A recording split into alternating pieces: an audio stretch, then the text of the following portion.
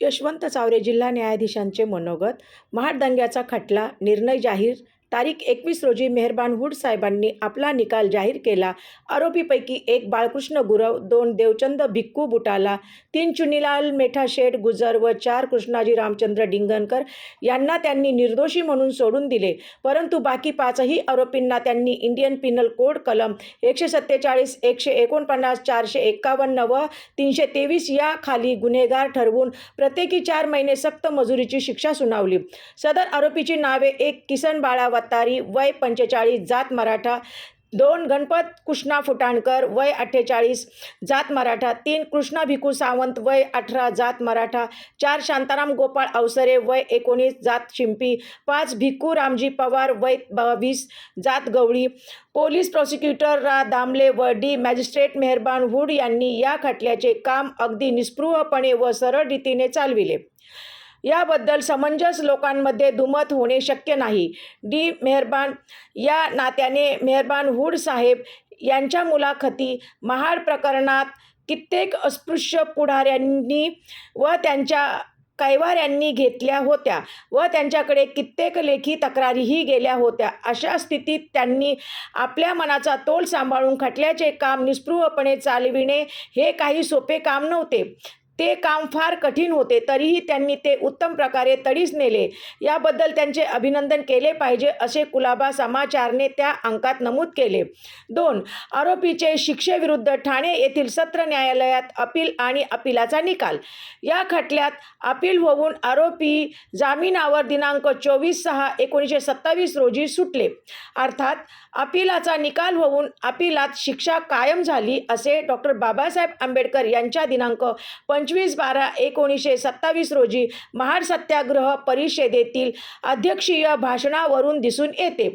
डॉ. बाबासाहेब आंबेडकर भाषणात म्हणतात की, आपल्यापैकी पुष्कळ जणांना आठवत असेल की आपण सर्व मिळून गेल्या मार्चमध्ये महाड येथील चवदार तळ्यावर गेलो होतो.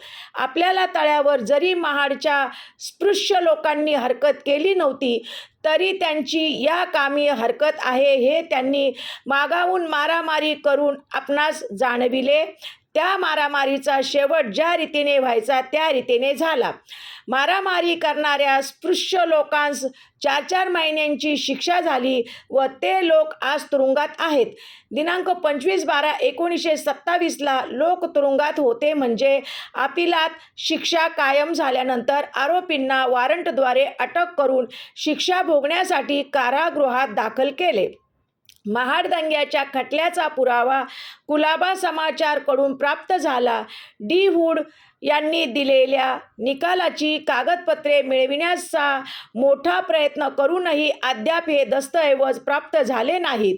हे दस्तऐवज प्राप्तीसाठी शोध सुरूच आहे. आरोपींनी शिक्षेविरुद्ध केलेले हे अपील माननीय बी. एन. संजाना, ॲडिशनल सेक्शन जज, अतिरिक्त सत्र न्यायाधीश, ठाणे यांचे समोर चालले. आरोपी अपिलार्थी यांचेतर्फे मेसर्स के. एन. धारप आणि व्ही. बी. परुळेकर यांनी काम पाहिले. सरकारच्या वतीने कुलाब्याचे सरकारी वकिलांनी काम पाहिले.